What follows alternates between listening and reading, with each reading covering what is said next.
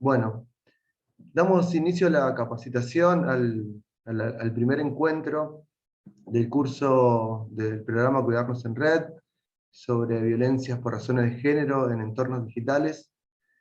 El programa Cuidarnos en Red es una política pública que está organizada entre varias carteras ministeriales del gobierno de la provincia de Buenos Aires, entre el Ministerio de Justicia, el Ministerio de Educación, el Ministerio de las Mujeres, el Ministerio de Salud, el Ministerio de Desarrollo de la Comunidad y el Ministerio de Producción con Defensa de los Consumidores, y a su vez participan otros organismos como la Defensoría del Pueblo y el Instituto de Grooming de la Cámara de Diputados de la Provincia de Buenos Aires.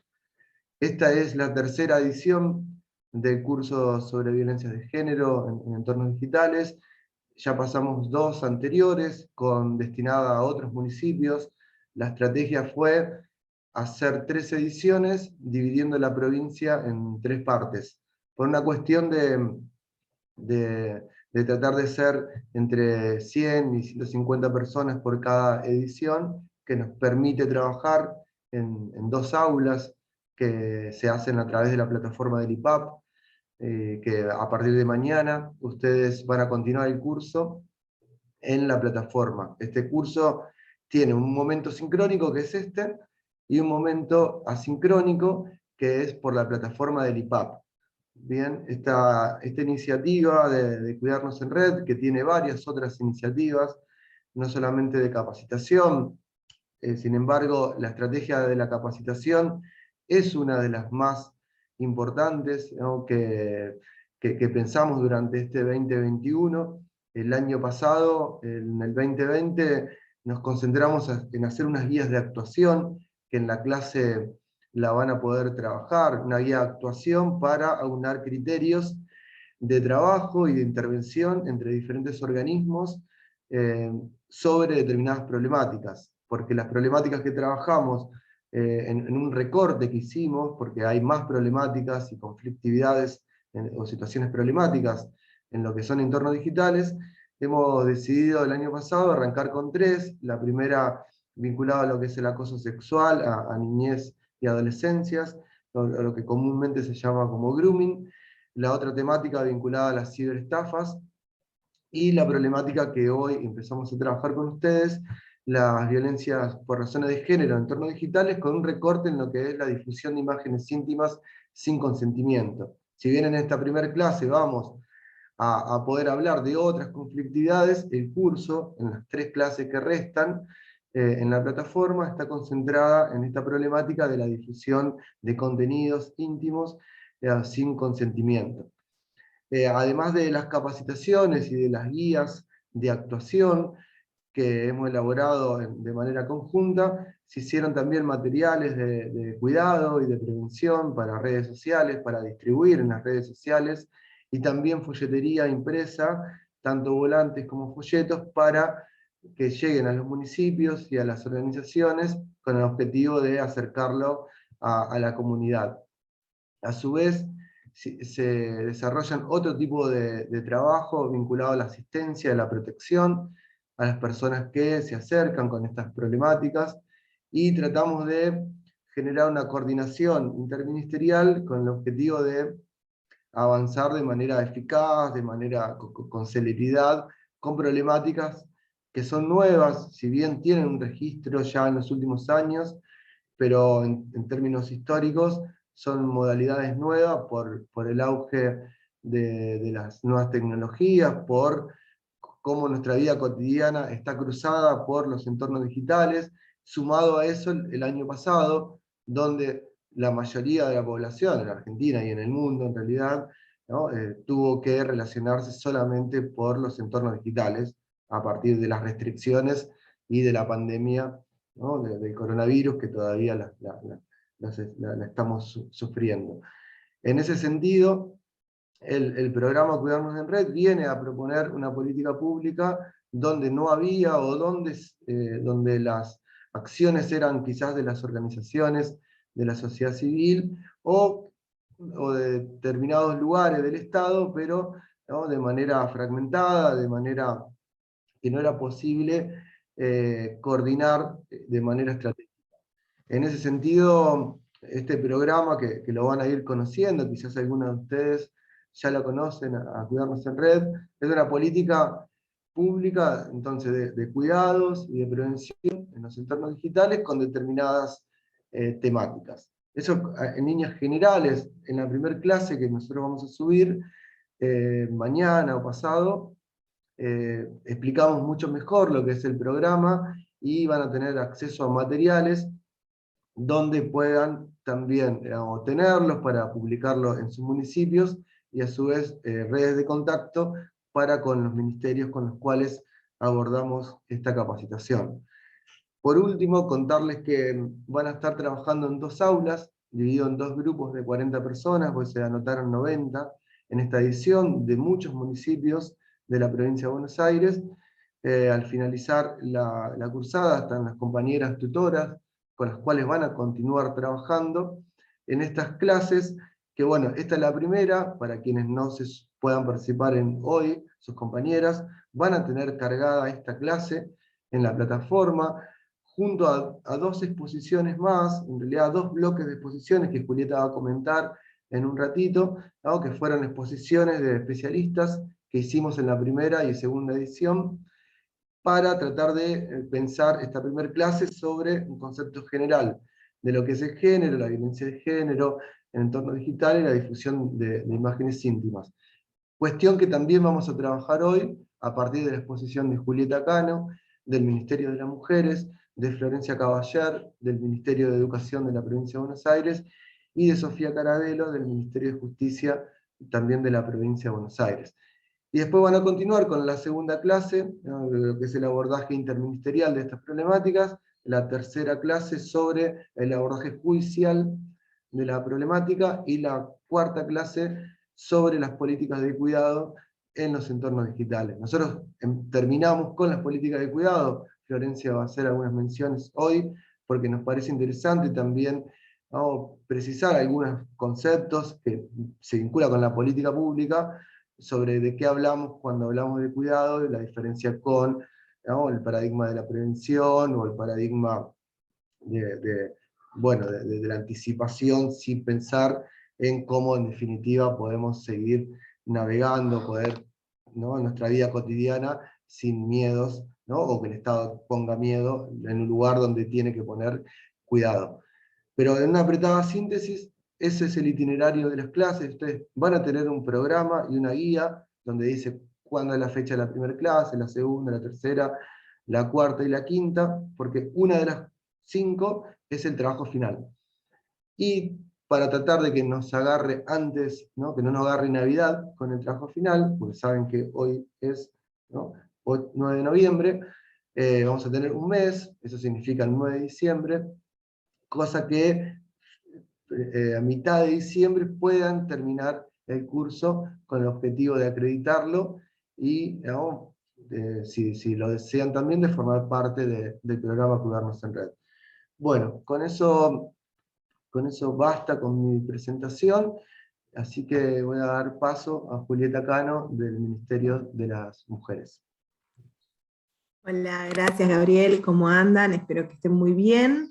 Como dijo Gabriel, mi nombre es Julieta Cano, yo soy asesora de la Subsecretaría de Políticas contra las Violencias por Razones de Género, y quería contarles brevemente, hacer una pequeña introducción respecto de qué vamos a hablar cuando hablamos de violencia por razones de género en entornos digitales, y cómo fue pensado, con qué contenido fue pensado este curso que están iniciando hoy.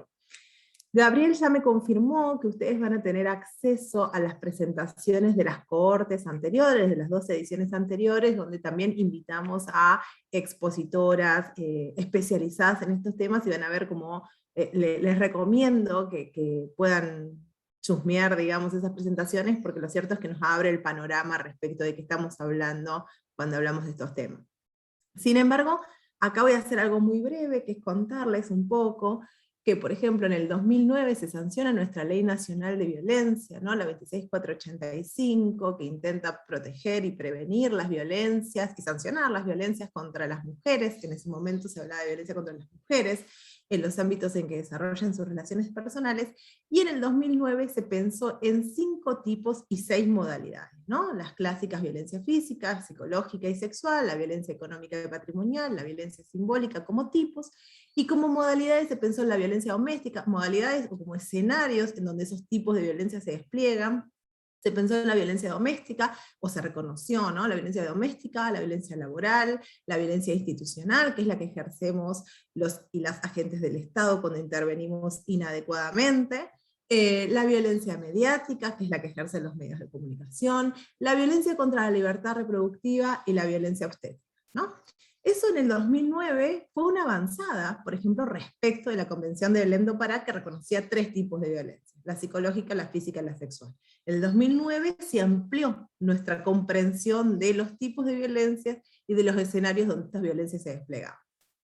En el 2019, esta ley, la 26485, sufre una modificación donde ingresa un tipo más de violencia, la violencia política, y 2 modalidades más de violencia: la violencia en el espacio público, lo que conocemos como acoso callejero, y la violencia en el ámbito público-político, que es la que se ejerce en cualquier ámbito de representación, no necesariamente, digamos, en un partido político o en el Parlamento, sino en cualquier espacio donde se define, no sé, una organización civil, en un sindicato, ¿no? En un club, digamos, en cualquier lugar en donde se diriman cuestiones de lo político.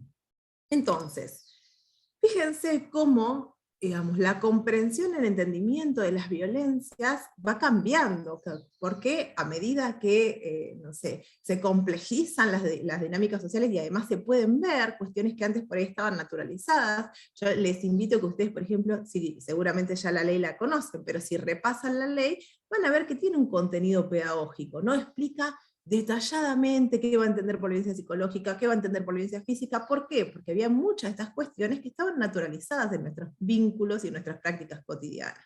Por ejemplo, la ridiculización, los celos excesivos, etcétera, que trabaja la violencia psicológica en su definición, muchas veces aparecían como una parte normal, comilla, comilla, de un vínculo sexoafectivo con un varón, en el caso de las relaciones heterosexuales, y era difícil, no solamente para las personas que la sufrían, sino también para los y las operadores, pensar en eso como una manifestación de la violencia.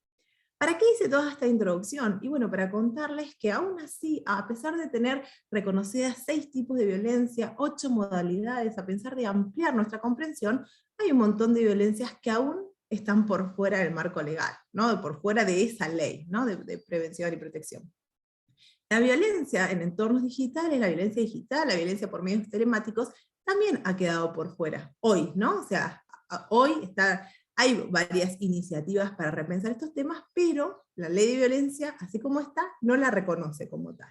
Sin embargo, no quiere decir que no suceda, ¿no? No solamente, digamos, en este escenario medio pospandémico, pero digamos, en la pandemia esto se recrudeció, pero antes, prepandémicamente, también había un montón de manifestaciones de violencia digital respecto de, por ejemplo, una persona que suplantaba la identidad de otra y se hacía una cuenta de red social, o una cuenta de correo electrónico para mandar información, o para, digamos, difundir noticias falsas respecto de otra persona, o para enviar fotografías, o, por ejemplo, la difusión de imágenes íntimas sin consentimiento, que es lo que vamos a abordar a lo largo de este curso, que quiero puntualizar allí, que la obtención de la fotografía puede ser con consentimiento, el problema es la difusión sin permiso, ¿no? Digamos, y ahí, ahora voy a eso en un segundo. O esto que las amenazas o las extorsiones que vienen acompañados de esta divulgación, que puede ser, como no, de esta divulgación de fotografía. Bueno, hay una multiplicidad de manifestaciones de estas violencias que se dan en el entorno digital. Ahora, que suceda en el espacio virtual no quiere decir que se quede en el espacio virtual, digamos, ¿no? Independientemente que allí tiene sus consecuencias, lo que sucede en el espacio virtual, que es un espacio de socialización también, trasciende claramente el propio espacio virtual. Y nos afecta, tiene consecuencias en nuestras relaciones interpersonales, puede tener consecuencias en nuestro trabajo, ¿no? Digamos, yo hubo varios casos de personas que fueron afectadas en su trabajo por lo que sucede en un espacio virtual. Entonces, hoy nos encontramos con espacios que no están, digamos, que aparecieran como delimitados, porque estamos en el espacio de lo virtual y el espacio de lo no virtual, sin embargo están completamente entrelazados, y lo que sucede en un espacio repercute en el otro, y repercute en nuestra propia vida, ¿no? Y ¿por qué toda esta introducción? Y porque a pesar de que no esté pensada la violencia en términos legales, ¿no? A nivel nacional, por ejemplo, y a pesar de que sucede en el ámbito virtual, el Estado tiene que dar una respuesta adecuada cuando aborda este tipo de situaciones. Cuando hay una demanda, ¿no? Donde me está pasando esto, el Estado la respuesta no puede ser, bueno, no está en la ley, no puedo hacer nada por vos, sino, bueno, tenemos que construir una respuesta, problematizar, conceptualizar esta situación como una situación de violencia por razones de género. ¿Y por qué por razones de género? Y porque estadísticamente afecta muchísimo más a las mujeres y a las personas del colectivo LGTBI+, que a los varones cis, digamos, ¿no? Y que impacta más fuertemente en estas subjetividades, y que las fotos, por ejemplo, que se comparten tienen que ver con estas corporalidades y subjetividades, sobre todo. Entonces, y porque estamos enmarcadas en una sociedad patriarcal, va a impactar más fuertemente, ¿no? En las mujeres y LGTBI+.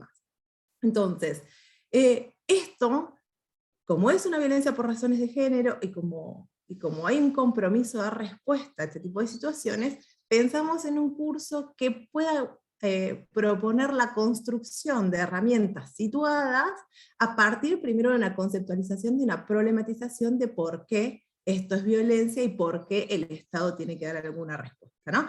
Que ahora al final de este curso, cuando hable Sofía, les va a comentar un poco, bueno, cuáles son las estrategias que tenemos hoy para construir una respuesta adecuada frente a una demanda de este tipo. Y cuando hable Florencia, también ustedes van a poder, digamos, comprender que las respuestas también tienen que ver con quién es el sujeto o la sujeta o le sujete que está demandando, y la respuesta va a tener que necesariamente ser distinta si estamos hablando de una mujer adulta, que si estamos hablando de algo que sucede entre jóvenes, ¿no? Hay distintas posibilidades para construir esta respuesta estatal. Y como para ir cerrando, lo que no quería dejar digamos, de mencionar es la necesidad que tenemos como agentes del Estado de revisar los propios prejuicios y los estereotipos que tenemos sobre este tipo de situaciones, porque si no los revisamos, probablemente cuando intentemos construir esta respuesta o co-construir la respuesta con quien, digamos, es titular de la demanda, probablemente nuestra respuesta sea revictimizante, y si es una respuesta revictimizante vamos a incurrir en violencia institucional. Entonces, ¿por qué digo esto? Porque cuando hablamos, por ejemplo, de difusión de imágenes íntimas sin consentimiento, estamos hablando de la difusión sin consentimiento. ¿Qué pasa si yo me saqué la foto, ¿no? Y la compartí con X persona a quien se la mandé, y esa X persona sin mi permiso la difundió? Si yo no deconstruyo esta idea que hay de que las mujeres somos responsables por lo que nos pasa, porque tendríamos que no haber mandado la foto, probablemente cuando vengan a contarme esta situación, esa creencia de que la responsabilidad es de quien envió la foto y no tanto de quien la difunde, va a obturar esta respuesta adecuada. Entonces, lo que tratamos de hacer también es repensar, digamos, poner el foco donde tiene que estar. Las personas tenemos que vivir nuestra sexualidad como más lo deseemos, ¿no? Digamos, es una decisión nuestra si mandamos una foto, si es parte de un juego de seducción, o no la mandamos, o lo que fuera. Pero no se puede legitimar que la persona que recibe la foto pueda hacer con ella lo que quiera, ¿no? Y ahí es donde, como agentes del Estado, tenemos que poner el foco. Y no en preguntarle a la persona, ¿y por qué mandaste la foto? ¿No? O no preguntarnos en la mente, cuando la persona nos está contando su problemática, ¿y por qué mandaste la foto? Porque probablemente esa pregunta nos va a atravesar todas las propuestas que podamos tener para responder. Entonces, ¿por qué decimos esto? Porque hay digamos, una costumbre tradicional de distintas organizaciones, organismos, digamos, del Estado, en responsabilizar o culpabilizar a las mujeres por las violencias que sufren. Pensemos, por ejemplo, en la violencia en una relación de pareja, las típicas de preguntas, bueno, pero ¿por qué no te fuiste? Bueno, ese tipo de cuestiones aún siguen estando presentes en algunas intervenciones. Y son y aunque no esté la pregunta explícitamente, cuando la persona está pensando, o ese es el origen de su intervención, eso se va a traducir en la respuesta que hace. Por ejemplo, minimizando la situación, o por ejemplo, no sé, sobrepreguntando y hacerle pasar mal a un mal momento a la persona, etc. Necesariamente eso se va a traducir en mi interacción con esa persona. Como agente del Estado tengo la responsabilidad de deconstruir todos esos prejuicios y esos estereotipos que hay sobre las mujeres y sobre el colectivo LGTB, etcétera, etcétera, para poder co-construir esa respuesta adecuada. Y acá, y ya acá sí para terminar, también tener presente esta dimensión de lo interseccional que es tan importante. Digo, ¿por qué hacemos mención a las mujeres y colectivo LGTBI? Siempre, no me acuerdo quién había hecho como una especie de ejemplo, de contar, por ejemplo, el caso de una chica que sea lesbiana, que todavía no le contó a su familia, y que la difusión de imágenes íntimas tenga que ver con una situación de su vivencia, de su sexualidad, ¿no? ¿Qué tan trágico puede ser para ella esa circulación de imágenes, ¿no? Todo lo que implica el salir del armario, tener que visibilizarlo por ahí, que no quería hacerlo, digamos. Es necesario en nuestra respuesta, en nuestra intervención, tener presente las distintas dimensiones que nos cruzan y nos constituyen como personas, porque si no vamos a caer en respuestas estandarizadas, y las respuestas estandarizadas claramente van a producir revictimización. Necesitamos tener un marco conceptual que sea digamos, un abanico de posibilidades, pero que nos permita aplicarlo a un caso concreto, ¿no? Situadamente, en este municipio, en estas condiciones, para estas personas, para sus circunstancias, etc. Así que bueno, un poco ese es el desafío de ir construyendo con ustedes esto, ¿no? ¿Qué serían respuestas adecuadas y cómo la co-construimos? Así que esa era, hasta acá nomás. Gracias.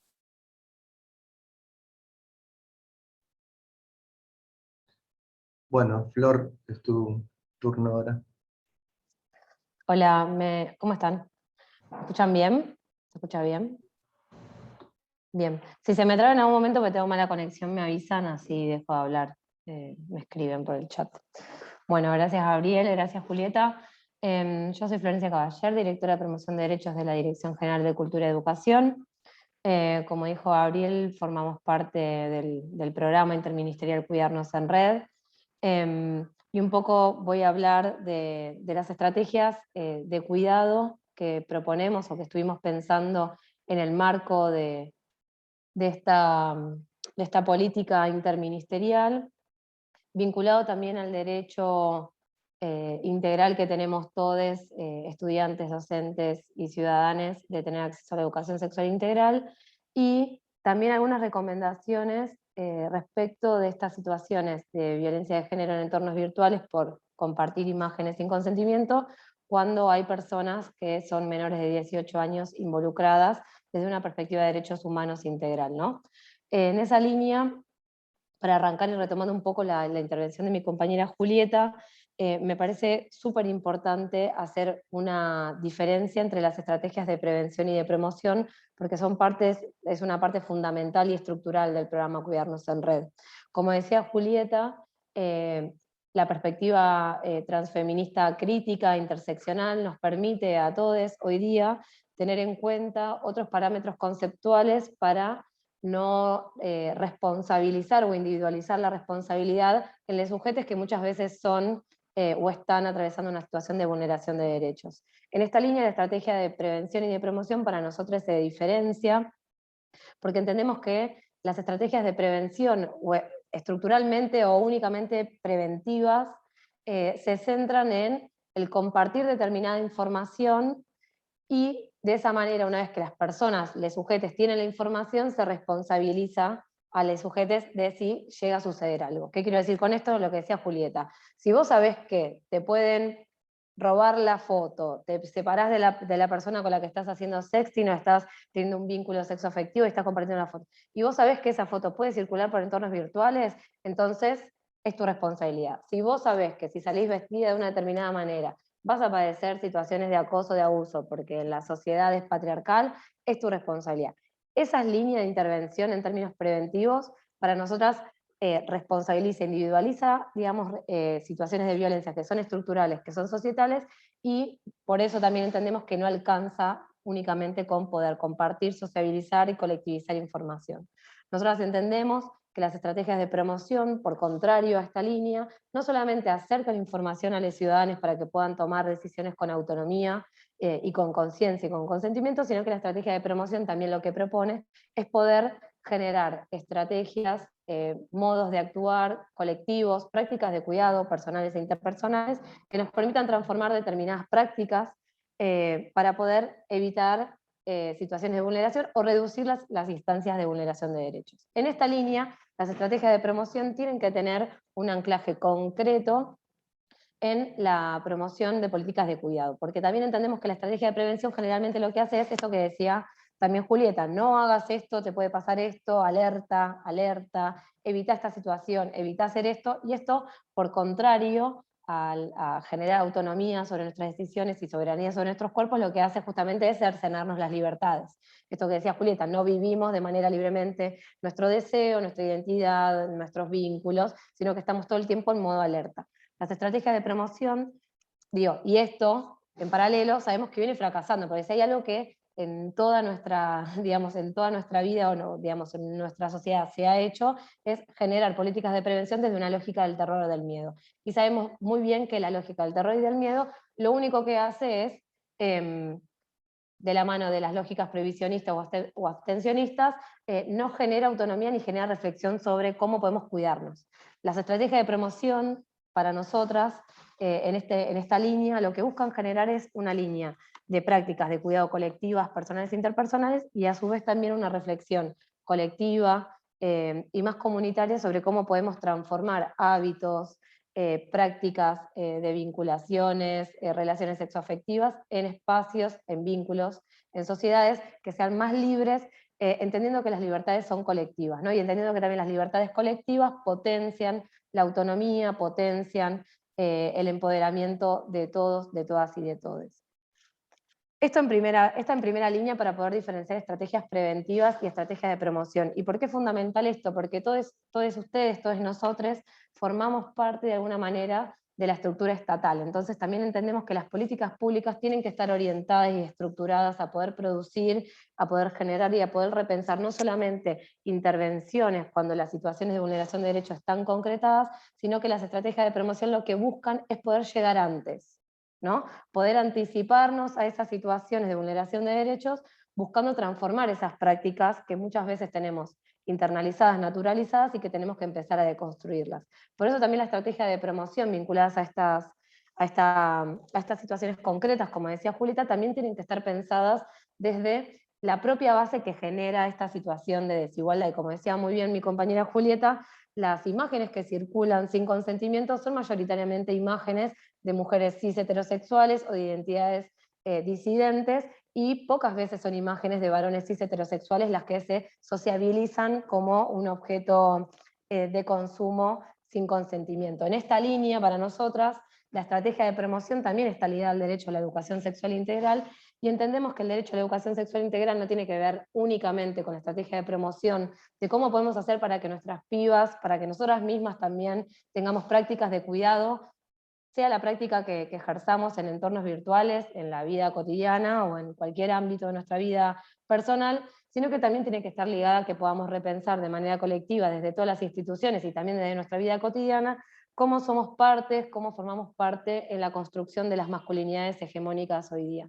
Y pensar las masculinidades hegemónicas y pensar también la masculinidad desde una lógica crítica, una masculinidad deconstruida, tiene que ver con esto, en términos concretos de cómo nos vinculamos con nuestras compañeras, con nuestros compañeros, con nuestras partners sexoafectivas, y también cómo entendemos desde una lógica, digamos, de patriarcal y no androcéntrica, el respeto por la otra persona, el respeto por digamos, la identidad de la otra persona, el respeto por el cuerpo de la otra persona. En esa línea, la educación sexual integral para nosotros es una herramienta fundamental en términos de promoción de derechos y en términos de promoción también de prácticas de cuidados personales e interpersonales. ¿Por qué digo esto? Porque no solamente nos permite cuestionar, repensar la estructura patriarcal, heteronormada, heterosexual obligatoria, sino que también lo que nos permite es poder cuestionar cómo construimos nuestros vínculos sexoafectivos, cómo nos vinculamos con nuestra sexualidad, cómo nos vinculamos con las otras personas, y sobre todo cómo podemos generar prácticas de cuidado que no sean abstencionistas ni sean conservadoras, pero que nos permitan tener un pensamiento crítico y nos permitan sobre todo poder construir políticas de cuidado de manera colectiva. ¿Qué quiero decir con esto? No alcanza únicamente con que yo individualmente tenga información de cómo cuidarme, sino la puedo sociabilizar. Para nosotros los procesos de deconstrucción, de repensarnos, tienen que ser colectivos y comunitarios.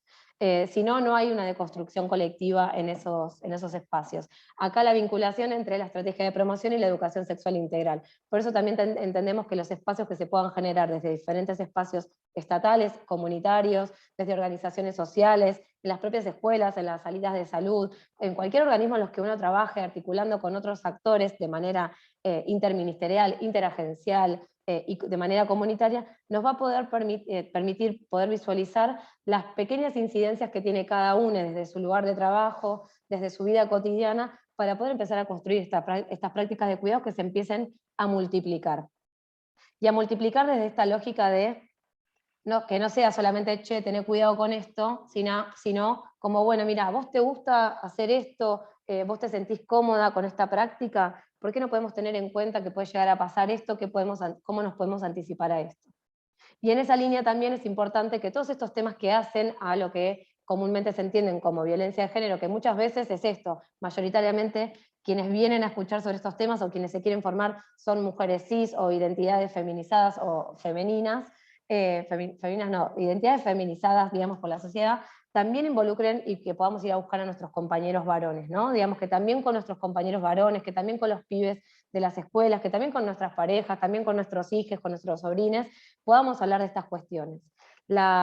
Habitar la práctica del consentimiento tiene que ver no solamente con empezar a construir una lógica de diálogo y de respeto con las otras personas, sino que tiene que ver también con un consentimiento que tiene que ir más allá del vínculo que uno tenga con la otra persona, que tiene que ver justamente con una práctica de cuidados personales e interpersonales, que a lo que va direccionado es a poder colectivizar esos cuidados. No tiene que ver únicamente con la persona con la que yo me vinculo, sino, como decimos siempre, tiene que ver también con romper con esos pactos, digamos, entre varones, entre las masculinidades hegemónicas, donde muchas veces no se habla de estas cuestiones. Siempre lo decimos con Gabriel, cuando empezamos a pensar en esta guía de actuación y en estas capacitaciones, que también es necesario que nuestros compañeros, que nuestros compañeros varones que tenemos cerca empiecen entre ellos mismos también a cuestionarse estas prácticas sin consentimientos que se dan, que empiecen a poner palabra sobre qué cosas les parece que están bien y qué cosas les parece que están mal, que podamos entender que no es un chiste, que una imagen de una persona que no sabe que se está circulando por determinadas redes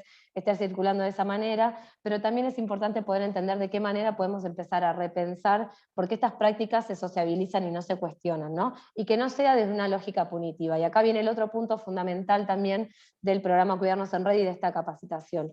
Nosotros entendemos que la lógica del castigo, así como la lógica del miedo y del terror, no funcionan en términos preventivos, ¿no? No alcanza con decirle a los pibes no hagas esto porque te va a pasar esto, no alcanza con decir no hagas esto porque es un delito, no alcanza con decirle que los vas a perseguir con el Código Penal, porque además tampoco lo queremos hacer, porque también entendemos que la política punitiva y de castigo en nuestro país, antes que nada es un Código Penal que es clasista, ¿no? Digamos que no viene a resolver situaciones de vulneración de derechos, sino que justamente viene muchas veces a reforzarlos.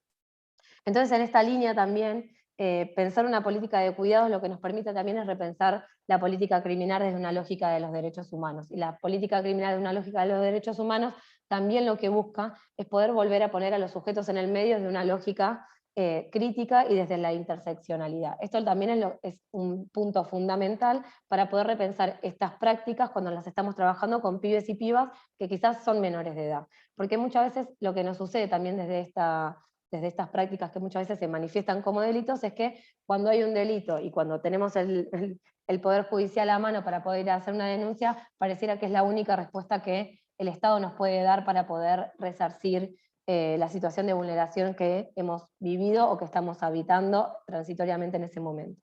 Y lo que nosotros queremos construir desde el programa Cuidarnos en Red es que, si bien existe la posibilidad de judicialización, si bien existe la figura del delito y demás, lo que nosotros tenemos que poder construir es una lógica de transformación de la sociedad. Y en esa línea nosotros entendemos que las estrategias de promoción y de derechos humanos son una parte fundamental en esto. Por eso también vuelvo a un punto que decía Julieta Cano que me parece fundamental, tiene que ver con evitar las respuestas recetarias, las respuestas estandarizadas, y por eso nosotros hablamos de una guía de actuación que acerca recomendaciones, pero que no instaura una única manera de actuación.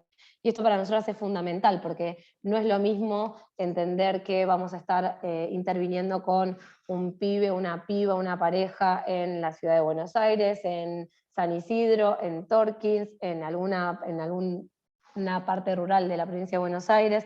No es lo mismo ir a hacer una denuncia a la comisaría que ir directamente a la fiscalía. No es lo mismo que te digan en la comisaría que te van a hacer, que te van a tomar la denuncia, que te den una copia y que te expliquen después vos qué tenés que hacer con eso, tener un asesoramiento judicial. No es lo mismo hacer una denuncia un viernes, ir a pedir una cautelar o una medida de cuidado un viernes a última hora o un fin de semana cuando tenés al sistema de guardia que ir un lunes, ¿no? Hay muchas cositas de la cotidianidad, más de cómo se habitan esas situaciones, que también tenemos que tener en cuenta cuando intervenimos. No es lo mismo intervenir en una situación así cuando viene el padre, la madre, el sadre, la persona tutora de una persona menor de edad a decirnos quiero hacer esto, a que nosotras, como dice la guía, nos sentemos con esa piba y le preguntemos vos qué querés hacer, cómo te sentís, qué estás buscando cuando venís a hacer una denuncia, qué tipo de práctica reparatoria estás buscando. Y acá es importante también tener en cuenta que las pibas y los pibes hoy día también tienen un montón de nociones y tienen un montón de conocimientos sobre sus propios derechos. Entonces también en esa línea poder buscar maneras de reparar situaciones de vulneración de derechos, evitando que la primera respuesta sea punitiva, sea el castigo y sea la cancelación, es fundamental para poder evitar procesos y dar lugar a la subjetividad y a los sujetos de poder transformarse. Sino también estamos todo el tiempo anulando la posibilidad de transformación. El Ministerio de las Mujeres de la Provincia de Buenos Aires, por ejemplo, tiene un programa de asistencia y de trabajo directo con grupos de varones que ejercen violencias, que también es una práctica que está direccionada a poder repensar otras prácticas reparatorias que no sean meramente el castigo, porque también entendemos esto, digamos, si estamos buscando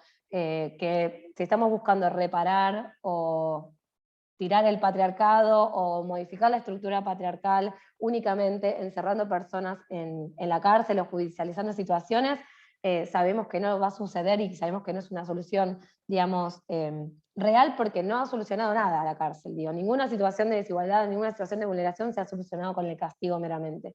Por eso también entendemos que las prácticas de cuidado, la promoción activa de manera colectiva, y repensar las situaciones concretas de manera artesanal, nos van a permitir también incluso poder pensar políticas públicas que sean más potentes y que sean más complejas.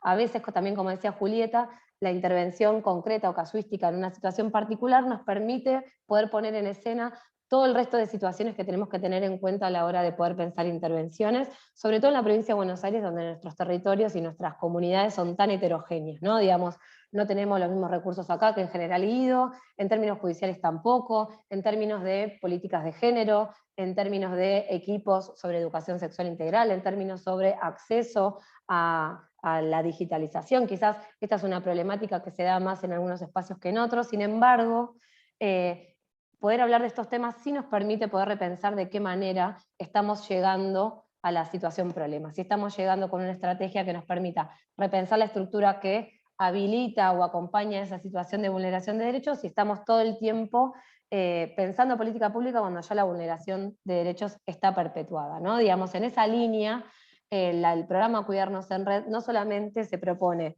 poder tener herramientas y que ustedes sepan qué tienen que hacer o qué pueden hacer en realidad frente a determinadas situaciones, sino también producir, generar y promover estos espacios de formación para poder construir estrategias de promoción. Entonces, a veces la guía de actuación está buena tenerla, pero quizás la presentación de la guía es la excusa para promover un espacio de promoción de derechos, para promover un espacio de taller con la escuela, con la salita comunitaria, con la organización social, con nuestras compañeras, incluso con los compañeros también, que tenemos que poder empezar a multiplicar para poder empezar a dar transformaciones y generar transformaciones en cómo nos vinculamos sexoafectivamente con nuestros compañeros. La escuela en este sentido, y un poco como representante de, que si se quiere, de la Dirección General de Cultura y Educación, para nosotros es un lugar de potencia, donde un montón de otras agencias estatales pueden también digamos, acercarse a trabajar de manera colectiva estos espacios.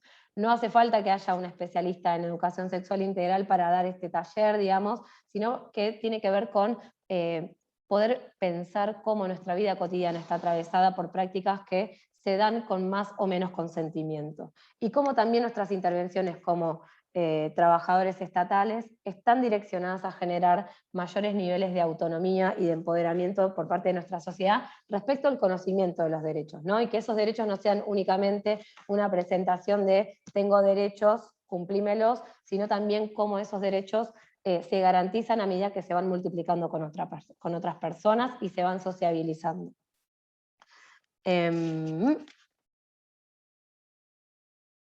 Bueno, creo que hasta acá está bien. No sé, Gabriel, ¿qué pensás? Si quieren, como dice Gabriel en el chat, a lo último podemos seguir ampliando, si tienen dudas, si tienen preguntas. Gracias. Bien. Sí, preguntaban, hubo un par de preguntas que está bueno que las vayamos dejando registradas, ¿no? Porque a partir de la intervención de las compañeras van surgiendo preguntas, y es mejor dejarlas anotadas ahí, porque bueno, después de 15 minutos quizás aparece otro tema, y una se olvida. Así que está bueno, y después que termine Sofía, que es la última exposición que tenemos, y tanto la exposición de Julieta y de Florencia, van tocando temas que van a estar en las clases de manera más desarrollada, con más profundidad. Hoy es un inicio que nos permite una entrada a la temática, no, ni más ni menos. Así que bueno, ahora es el turno de Sofía Carabello, de la subsede de Política Criminal del Ministerio de Justicia. Así que, Sofi. Bueno, buenos días a todas, a todes.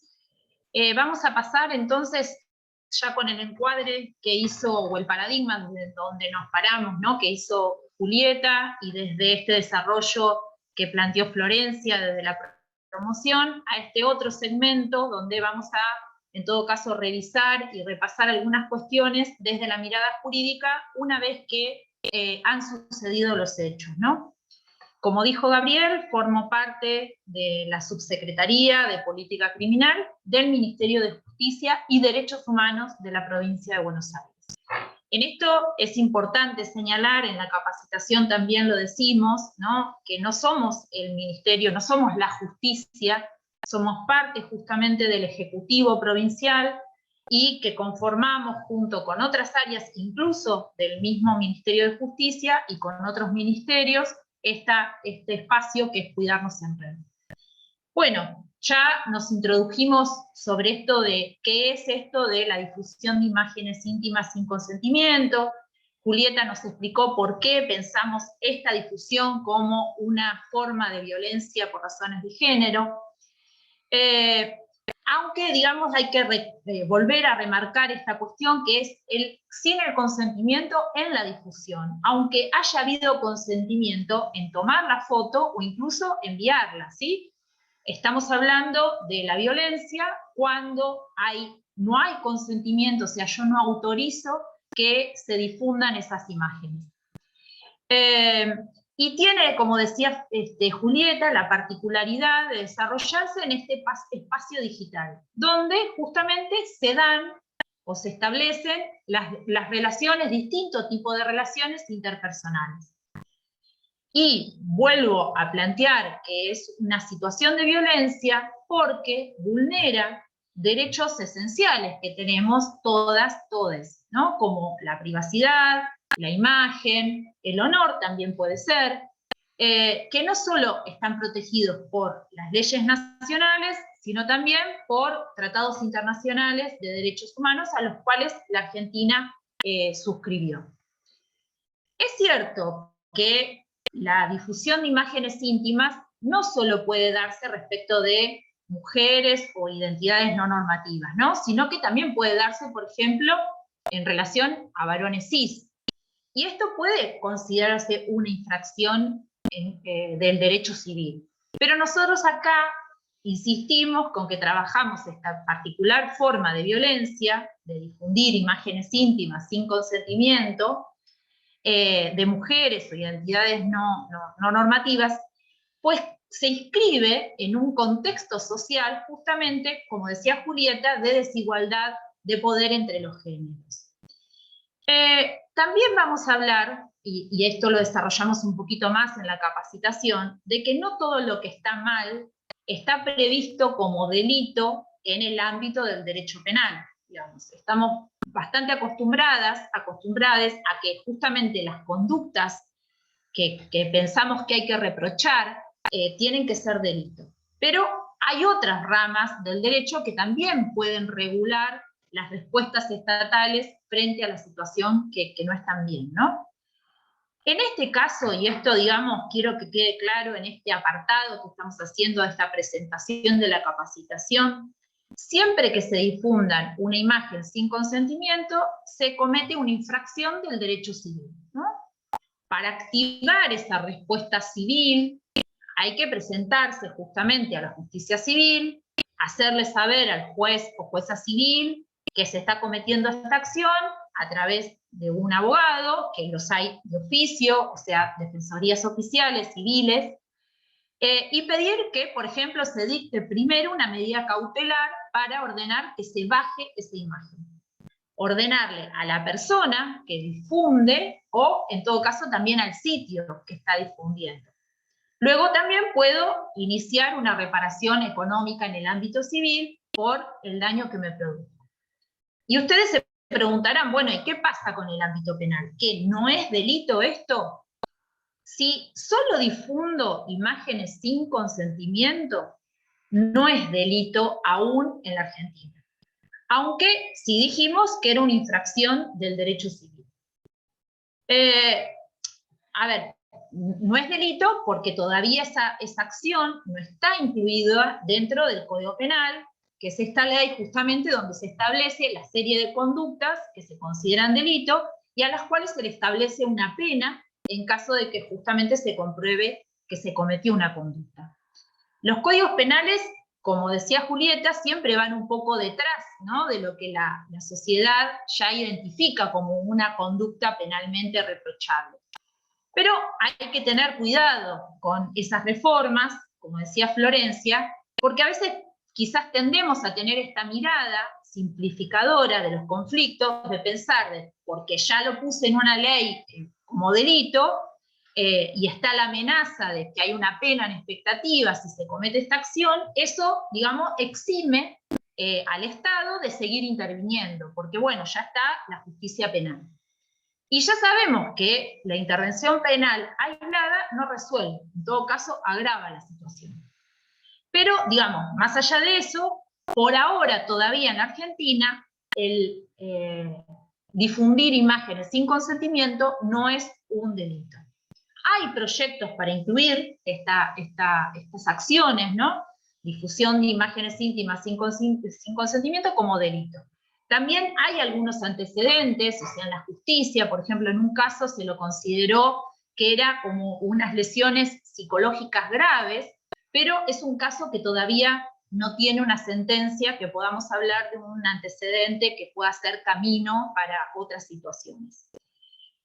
Aunque no sea un delito autónomo, esto de difundir imágenes sin consentimiento, puede tener que ver con otros delitos que sí están en el Código Penal. Por ejemplo, una extorsión, por ejemplo, una coacción, ¿no? Difundo para pedirte dinero, o difundo para pedirte una acción, para obligarte a que vos lleves adelante una acción, o sea, que vuelvas, por ejemplo, una amenaza, o también puede pasar que se cometa delito para acceder a esas imágenes íntimas, como puede ser que me hackearon una cuenta, o el robo, o el robo y el acceso a un dispositivo donde tengo esas fotos.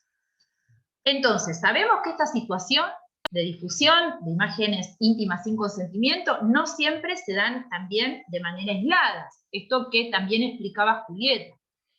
Si se da una difusión de imágenes íntimas en el contexto de otras violencias, por ejemplo, en el contexto de una separación, de una relación de pareja o de un vínculo sexoafectivo, y se da la amenaza de la difusión, puedo pensar en medidas de protección en el marco de una ley, que es la Ley de Violencia Familiar, que seguramente todas ustedes conocen, que es la 12.569, en relación a la ley nacional que mencionaba Julieta, la 26.485. Y entonces, además de pedir medidas de protección como son más típicas, como puede ser una restricción perimetral, voy a tener que pedir medidas de protección adecuadas para esta situación. Por ejemplo, lo que decíamos antes en una acción civil, que se inhiba de difundir imágenes, por ejemplo, la persona sobre la cual se dictan las medidas de protección. Entonces, repasando, ¿qué puedo hacer? ¿Qué alternativas tengo frente a una situación que ya se consume? Primero, vamos a mencionar las alternativas no judiciales, que no es lo mismo que no jurídicas, ¿sí? Pero que son acciones donde no tengo que recurrir a un juez. Se le puede pedir, por ejemplo, a quien difunde, que quizás es alguien desconocido, porque llegó a manos de terceros, pedirle, intimarlo, a que cese con ese reenvío, que cese inmediatamente de difundir, advirtiéndole, bueno, que se van a iniciar, si no, acciones legales que pueden ser civiles o penales. O puede ser una notificación a las plataformas que están difundiendo. Esto se puede hacer a través de abogados o no, digamos. Esto no es, ojo que esto no es obligatorio, no es que tiene que estar este paso primero para luego pasar al siguiente paso judicial. Pero lo mencionamos porque sabemos que la judicialización de estos casos muchas veces tiene dificultades, ya sea en el ámbito civil, porque quizás demora, o el penal, porque dijimos que justamente no es delito en términos autónomos. Por eso apostamos también a fortalecer incluso intervenciones institucionales que pueden tener este mismo objetivo, ¿no? Directivos de un establecimiento educativo, ámbitos de recursos humanos, en dependencias o empresas, bueno, son alternativas no judiciales. Alternativas no judiciales, a ver, ¿y qué pasa cuando sí quiero judicializar? Digamos, dijimos que ese paso previo no era un requisito. Y repaso, si esta situación se da de manera aislada, es una persona con la que no mantuve ningún tipo de vínculo y solo esa difusión es la con la que me vinculo, vamos a ir entonces, si es así de aislada la situación, vamos a ir por el derecho civil.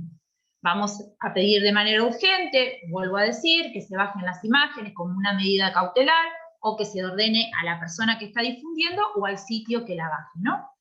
Para eso tengo que ir a un abogado, ahí sí, en una judicialización civil, a un abogado particular o un defensor civil de oficio, gratuito. Si en cambio esta difusión de imágenes sin consentimiento se da en un contexto de otras violencias, ese tipo de medida cautelar, o sea que se baje la imagen, también se puede pedir en el marco de un proceso protectorio, ¿no? En la provincia mencionábamos la ley 12.569. En ese caso voy a hacer la denuncia primero en una comisaría, que en general es la Comisaría de la Mujer y la Familia, pero debería ser cualquier comisaría de seguridad, y pedir dentro de la denuncia, o al finalizar la denuncia, que se dicte una medida de protección que pueda ser desde esa que decíamos, la restricción perimetral, o, por ejemplo, que la restricción perimetral incluya las redes o la difusión en Internet. Y si se está cometiendo, si esta difusión se está cometiendo como coacción, o se está cometiendo como extorsión, entonces se trata de un delito que también lo voy a denunciar en la fiscalía o en la comisaría.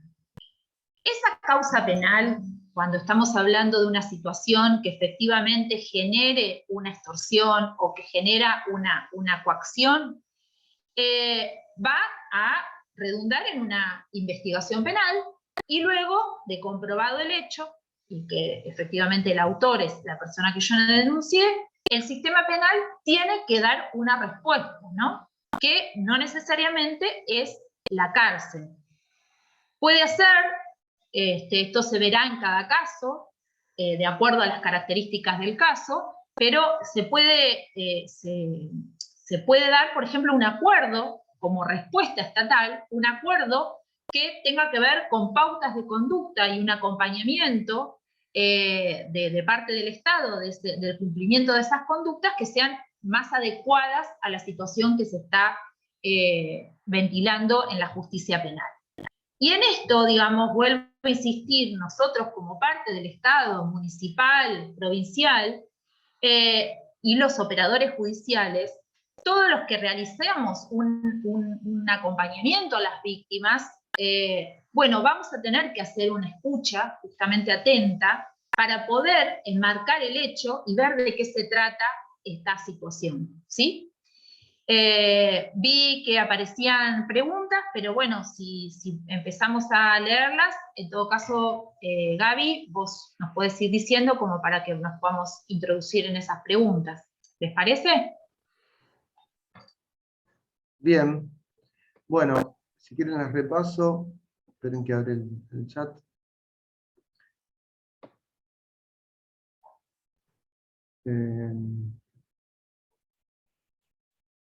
Bueno, la primera pregunta, ¿no?, de Jacqueline, de Jackie, estaba vinculado a algún ejemplo de una estrategia de promoción cuando Florencia expuso su parte.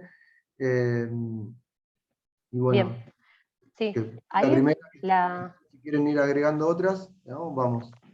Sí, las estrategias, ¿me escuchan bien? Me avisan cualquier cosa. Las estrategias de promoción, algún ejemplo concreto, lo primero que tenemos que pensar es esto, es que no tenemos que esperar a que aparezca una situación problemática para poder trabajar la temática. Esto tiene que ser lo primero. Una estrategia de promoción puede ser quizás empezar a trabajar los vínculos de amistad, el consentimiento, la práctica del preguntar, la práctica del entender que por ejemplo, uno puede tener un vínculo con una persona y que cuando ese vínculo se termina, no se termina necesariamente la relación de respeto, de consentimiento que se tenía, sobre todo en esta temática en particular. Es muy importante trabajar también que no todo lo que nos genera dolor es una práctica de violencia contra una misma o contra uno mismo. ¿Qué quiero decir con esto? Que vos te pelees con tu pareja, te separes, no haya acuerdo, no te habilita a vos a poder ejercer un maltrato o a tener una práctica que vaya en desmedro de esa persona con la que vos te estabas vinculando de alguna manera y que quizás se ha transformado ese vínculo. Lo principal de una estrategia de promoción es, por ejemplo, empezar a trabajar los temas de manera integral. ¿Qué quiero decir esto? No es directamente trabajar el consentimiento, los vínculos sexoafectivos o cómo tenemos prácticas de cuidado mientras realizamos o ejercemos el sexting, sino que también es cómo nos vinculamos sexoafectivamente con nuestras parejas, qué entendemos de la monogamia, por qué entendemos las parejas de manera como una propiedad, por qué entendemos a las personas como un objeto, cómo construimos relaciones donde haya un diálogo fluido y de respeto. ¿Cómo podemos hacer, por ejemplo, con las juventudes, cuando trabajamos con las juventudes y también con los adultos, para volver a jerarquizar los vínculos de amistad? Acá la estrategia de promoción ligada al rol que tiene la escuela y a la educación sexual integral, para nosotros es fundamental en esto que plantea Foucault, en poder entender la amistad como modo de vida, en términos de poder empezar a pensar las prácticas de cuidado personales e interpersonales de manera colectiva y comunitaria. ¿Qué quiero decir con esto? No es que yo únicamente cuido a mi familia nuclear o a mi pareja, sino que construyo prácticas de cuidado con las personas con las que me vinculo. Entonces, no es que si veo a mi compañera de trabajo o a mi compañera de escuela o a mi compañera de lo que sea o a una persona en la calle que está evitando una situación, digamos que está evitando una situación de vulneración de derechos, no puedo realizar nada, sino volver a tomarnos y a posicionarnos como sujetos que pueden actuar, y que pueden actuar no únicamente para ir a linchar a alguien o tener una práctica punitivista, sino también para poder producir prácticas de promoción. Práctica de promoción, por ejemplo, del espacio comunitario, del espacio escolar o del espacio de salud comunitaria, de organizaciones sociales, tiene que ver con esto. Uno puede arrancar con un espacio donde empezamos a conversar sobre cómo nos vinculamos, sobre cómo conocemos gente, en qué entornos los pibes y las pibas y los adultos conocemos gente o parejas sexoafectivas o amistades. Hoy día hay muchas redes virtuales a través de las cuales uno se empieza a vincular con esas personas. Entonces, ¿cómo nos empezamos a vincular? ¿Qué prácticas de cuidado tengo que tener? ¿cómo puedo hacer para que esa práctica de cuidado no sea una práctica de cuidado que me haga tener miedo, sino que me permita tener autonomía y criterio? Entonces ahí, por ejemplo, no sé, que no se te vean tatuajes cuando mandas una foto, que no se te vea la cara, que no se vea algo como bien gráfico del espacio físico donde vos estás, que vos si vos mandás una foto, en este caso particular de este tema que estamos hablando, sea porque vos tenés ganas y no porque alguien te lo pide como requisito para vincularte, así como también podemos empezar a pensar, nada, el predominio que tenemos sobre nuestros cuerpos, sobre la ropa que utilizamos, sobre las prácticas que ejercemos con otras personas, si lo que hacemos lo hacemos porque tenemos ganas o lo hacemos porque sentimos que si no lo hacemos la otra persona nos va a dejar, no nos va a querer, ¿no? Digamos, un montón de cuestiones que para mí a lo que nos llevan es a poder repensar cómo nos estamos vinculando, que en términos concretos tiene que ver con cómo la sociedad está entendiendo, cómo estamos entendiendo también lo humanitario. Y una cosa más que agrego a la estrategia de promoción, que tiene que ver con esto que decía Sofía en lo último, que tenemos que repensar cómo el Estado se hace presente en la vida cotidiana de las personas. Y también cómo el Estado, cuándo el Estado aparece en la vida cotidiana de las personas y de qué comunidades, ¿no? Digamos, porque ahí también va a aparecer esto de quiénes son los sectores que recurren primariamente al Estado en términos de no tengo otro lugar a donde recurrir para poder reparar esta situación de vulneración de derechos, y también qué es lo que pasa con los sectores que quizás no recurren al Estado en términos de el Estado puede garantizarme algún derecho concreto, porque ahí también es donde vamos a empezar a repensar las estrategias de promoción para que lleguen a todos lados. Digo, estas estrategias de promoción no tienen que estar solamente en la escuela pública, tienen que estar en la escuela privada, no solamente tienen que estar en los espacios comunitarios de organizaciones sociales, tienen que también estar en las organizaciones de la sociedad civil o del tercer sector. Digamos, tenemos que poder empezar a articular estas estrategias para poder ir a la estructura de la base, ¿no? Digamos, porque también entendemos que la estrategia de promoción no solamente vamos a atacar, si se quiere, esta situación particular, sino que nos va a empezar a permitir poder repensar otras prácticas que también se dan en otros ámbitos. Decime, Jacqueline, si querés por escrito, si ahí te pude dar una mano, si fui un poco más clara y respondí a la consulta, o si necesitas alguna especificación más. O alguna otra compañera o compañero también.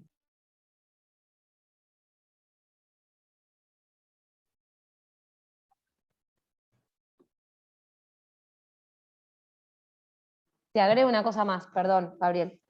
También en esta línea de qué es una estrategia de promoción, algo que también pasa mucho en la escuela es que generalmente se interviene de manera individualizada. O sea, voy con Juanito o Pepito, que es el que trajo o tiene el problema, ¿no? Y se trabaja de manera individualizada y particularizada. Nosotros lo que estamos buscando con las estrategias de promoción es poder colectivizar las intervenciones. O sea que las intervenciones nunca están sobre una persona, porque no es una persona la que tiene la situación problema o es el problema, sino que son cuestiones estructurales. Cuando nosotros empecemos a conceptualizar las situaciones problemáticas como situaciones que son estructurales, vamos a dejar de individualizar y responsabilizar a los individuos de estas situaciones y vamos a poder empezar a hacernos cargo de manera colectiva. Que ahí es al fin y al cabo donde vamos a poder empezar a transformar, si se quiere, un poco a gran escala, estas situaciones de desigualdad o de vulneración de derechos. Bien. Bueno, si alguien más quiere hacer una consulta o un aporte en este inicio del curso, adelante. Que prenda su micrófono. Buenos días. Buenos días. Yo lo que quería era consultar, ¿la próxima va a ser una reunión o va a ser con material y después resolvemos la actividad final? La próxima es por la plataforma del IPAP. Sí. Mañana les vamos a enviar las indicaciones, que es la dirección URL donde ustedes van a entrar, y con el usuario y la contraseña. Bien, le indicamos, creo que es el número de documento y también el número de documento de la contraseña. Y van a trabajar con un equipo de tutoras que ahora se van a presentar.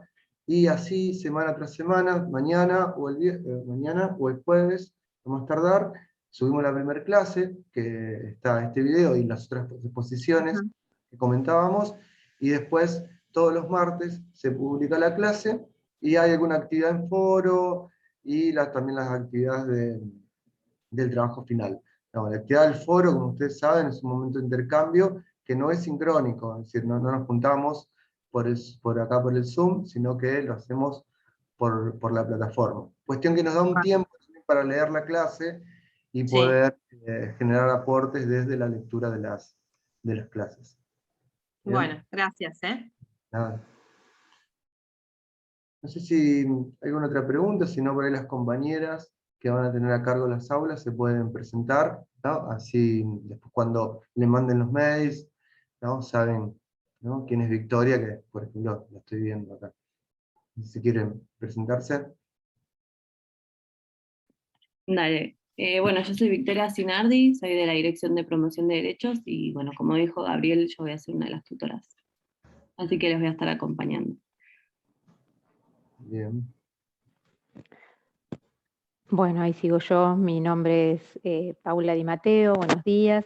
Estoy en representación de la Subsecretaría de Política Criminal del Ministerio de Justicia y voy a ser otra de las tutoras que los voy a estar acompañando en este curso. Y siempre yo repito esto en los foros, les invito siempre a leer lo que ponen las otras compañeras y vayan, aunque hayan participado ya en el foro, vuelvan a ingresar y vayan leyendo las otras intervenciones, porque así nos vamos nutriendo de la participación de todos, ¿sí? Así que les invito a reingresar siempre a los foros. Buenos días a todas y todos. Mi nombre es Candelaria Medina y estoy en el área de género y diversidad del Organismo Provincial de la Niñez y Adolescencia, dependiente del Ministerio de Desarrollo Social, y también soy una de las tutoras que las y los va a acompañar. Así que esto coincide en lo que decía Pau, participen, que nosotros estamos ahí atrás respondiendo. Muchas gracias.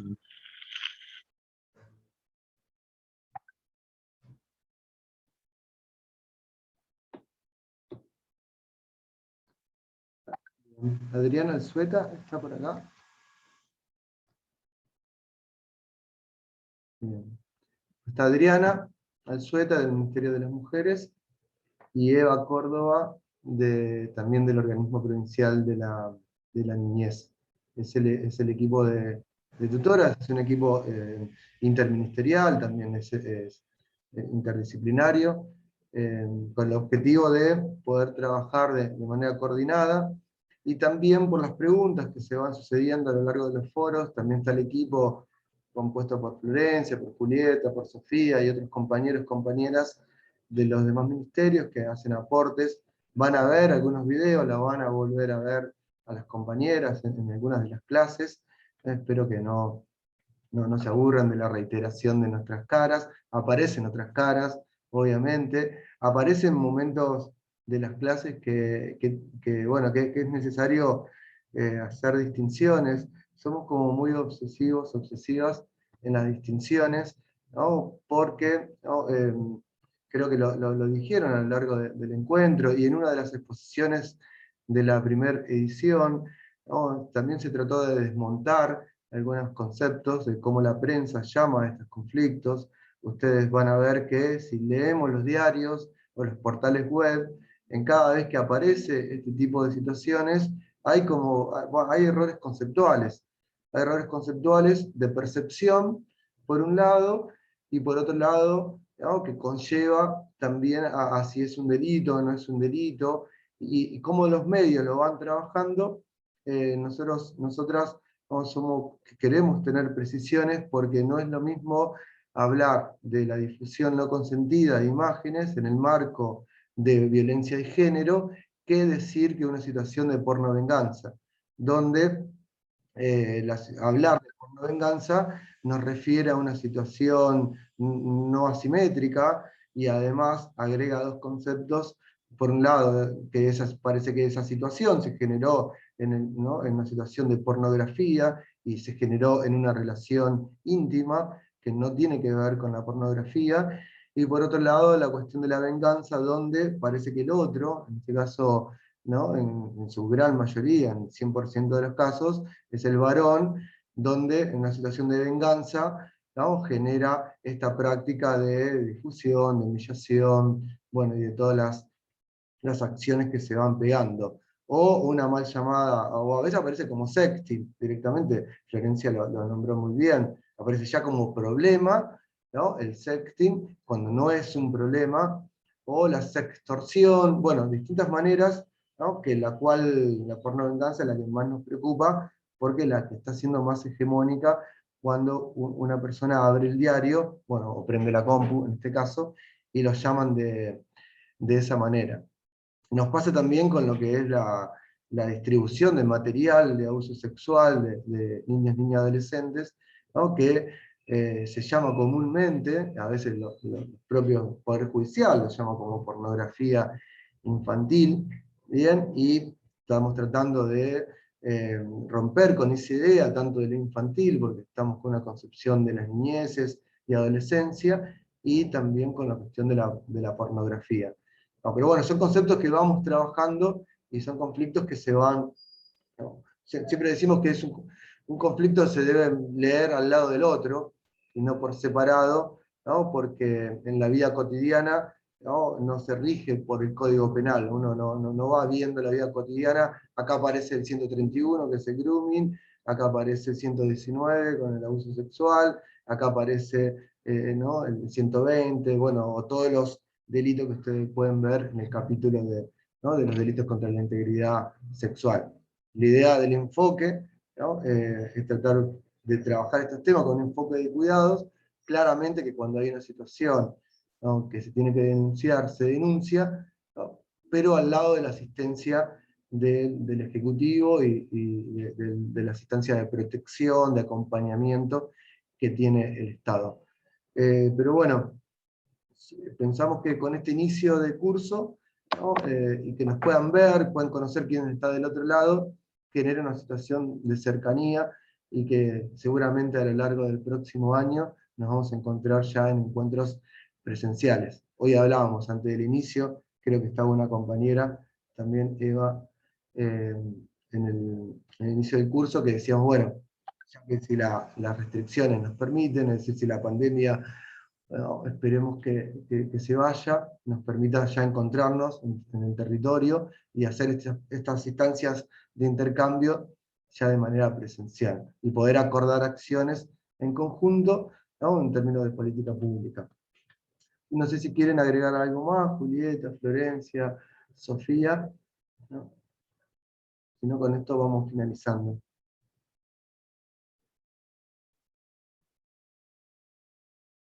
¿Qué dicen? Están muteadas.